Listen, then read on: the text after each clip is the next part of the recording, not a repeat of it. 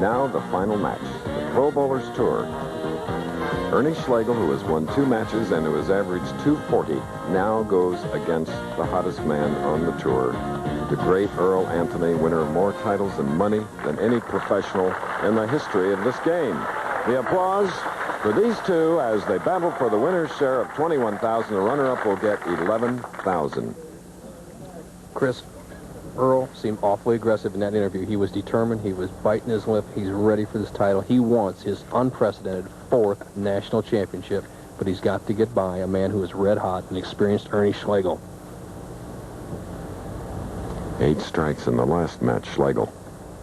And he has one more. Coming into this final game, he's had 15 strikes in 2 games. A little information here.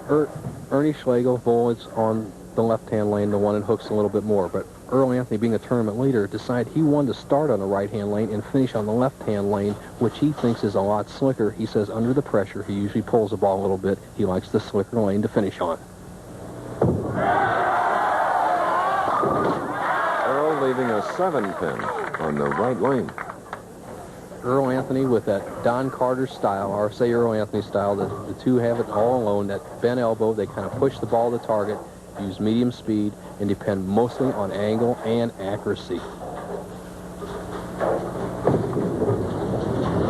Well, it's a spare for Earl Anthony. Left-handers have done well in the PBA National Championship. We ask Earl why. I think there's a slight advantage for the left-handers, basically because of the number of games in the format, 56 games. The left-handers don't have to make the moves on the lanes as much as the right-handers do. And over 56 games, without making as many moves on the lanes or adjustments, you naturally are going to come out a little bit better pinfall than the right-handers are. And what he means by moves is when the lanes start hooking a lot at the right from excessive play. Good break for Earl Anthony, who's won 2 tournaments already this year, 2 in his total of 34. And this man is battling for his first national title and his 3rd PBA title, Ernie Schlegel. 3 players have won the national twice: Dave Davis, Wayne Zahn, and Mike McGrath. Ernie Schlegel has never won a major title: the U.S. Open, the PBA National, or the 3rd, the Great Firestone Tournament of Champions.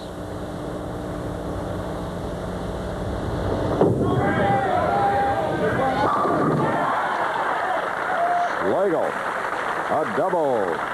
10-pin lead here at the Imperial Lanes. Just a tremendous shot by Ernie. Watch this release. Watch the fingers stay behind the ball. Arm swing close to the leg. Look at the fingers right underneath the ball, lifting the wrist through the ball. Actually, you cannot throw it any better than that. Watch the results. Watch the 6 drive into the 10, and all the pins hit the pit. Ernie has learned his lessons well. He has a 10-pin lead and extended to 20.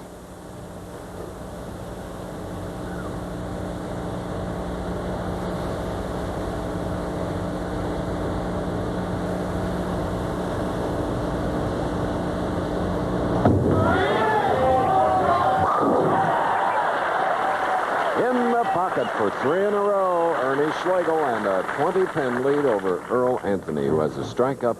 He'll be shooting now in the 3rd frame. Ernie has really put the pressure on his opponents very early in the match. He was way out in the front with a 6-bagger against Dave Davis. Started very quickly against Dick Weber, got him behind 20 pins in the early going. Once again, he's got Earl down 20 after just 3 frames.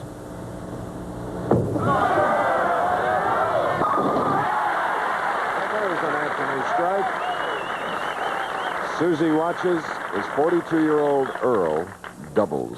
He'll be shooting in the 4th frame. You see a 10-pin difference between these 2 professionals.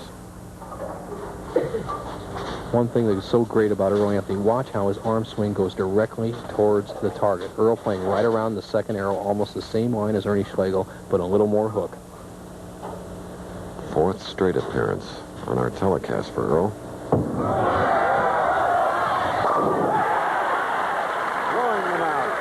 With a 3-bagger here, and a match is all even for the championship. Prestigious PBA National Championship started in 1960, and it was won by the great Don Carter. Now in another edition, in our live coverage from the Imperial Lanes in Toledo, Ohio, we've reached the final match. Ernie Schlegel, averaging 240, 15 strikes, has reached the finals against the great Earl Anthony. It is all even. Schlegel opened with 3 in a row, now shooting in the 4th frame. Colorful Ernie Schlegel. And he seems to be taking more and more time, Chris. You cannot hear a sound in this building.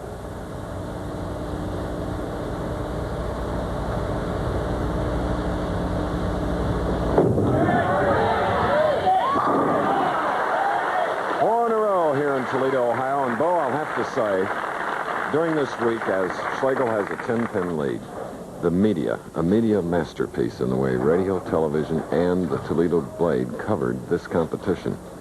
Super job, as in many other cities, but a major title, the PBA National Championship. And, of course, this is the 9th week of our 16 tour of cities.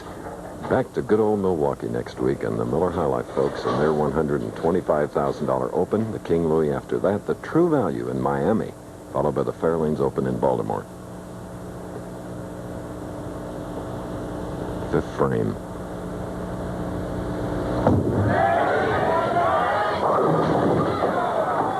Sliding by, and after a 4-bagger, this crowd.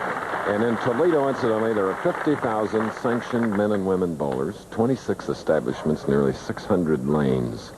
So they get out and do it here. Schlegel very disciplined in these 2 matches today, and in the 3rd match, he's keeping the ball wide when he makes a mistake. Didn't hit the nose on any shot.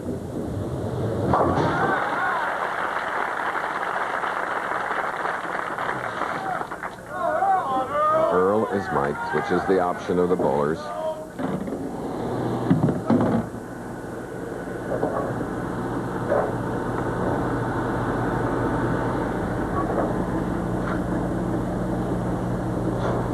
Usually a very talkative Earl Anthony, under this extreme pressure, is saying nothing.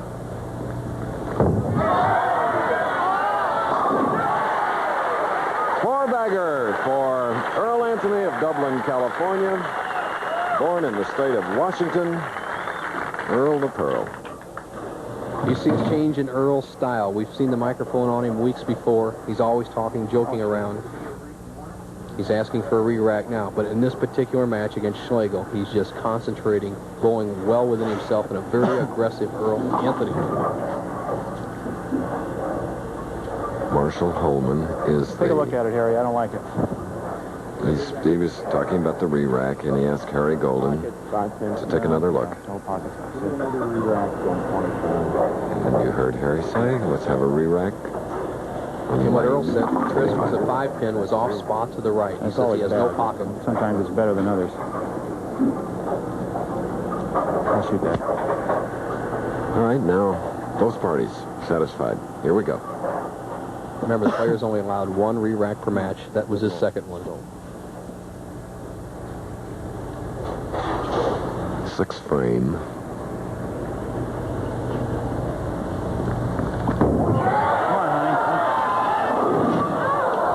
Bucket for the left-hander. Boy, I've never seen Earl get so mad with himself. He left the 3, 5, 6, 9, and I think he let that rack psych himself out. I'll bet you that's what's going through his mind right now. Look at that look on his face. Oh, brother. He went from a 1-pin lead to trailing by 3. That figures. What he said is it's spread. He means the 3-pin spread off the 5 makes the spare much more difficult. Hold it right there. Ah, he was happy with that. Stroked it in. Pretty lady, isn't she?